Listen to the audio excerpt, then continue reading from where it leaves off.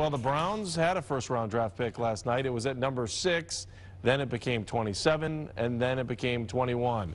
If you don't understand it, we kind of typed it out for you. So the Browns last night traded with the Atlanta Falcons, and they ended up getting a first, a second, and fourth-round pick. Next year, they'll get the first and fourth-round pick from the Falcons, and then the Falcons ended up getting the 6th pick in the draft.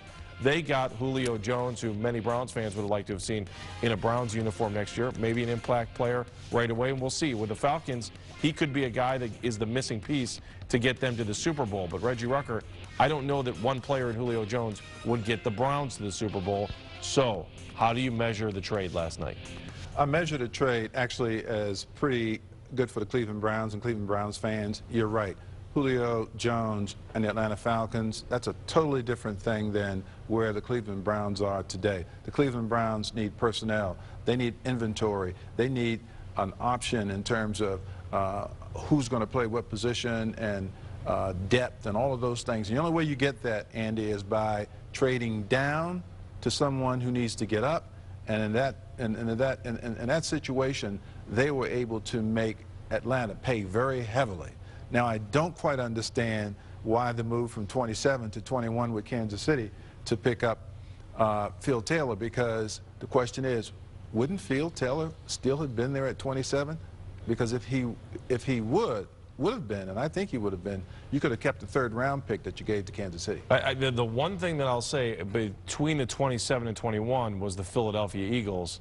And if Tom Heckert knows the Philadelphia Eagles better than those, maybe they were a team that wanted Taylor. Somewhere between 27 and 21, someone had to have wanted Taylor to make that trade. Yeah, no question. They were sniffing out something there, although I would think that the Philadelphia Eagles need a right tackle.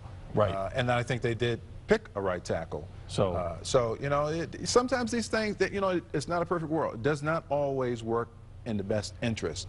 And in this case, you know, the Cleveland Browns and their fans are going to have to be happy with Phil Taylor, who is a big, huge defensive player who, in this division, when you're playing Pittsburgh and Baltimore, who want to run that football right at you, I can understand them needing a run stopper. And in the absence of Shaun Rogers now, he was the guy that they thought would be best suited for that position. So what do you say to Browns fans this morning that kind of feel like the Browns just lost the last-second game because they went from 6 to 27? Because I think that might have been the feeling for many Browns fans. If you look back at the big picture, maybe it's not so bad. No, it's a good question, and I think the last thing you have in your mind is Green Bay whipping Pittsburgh, and they whipped them with the pass.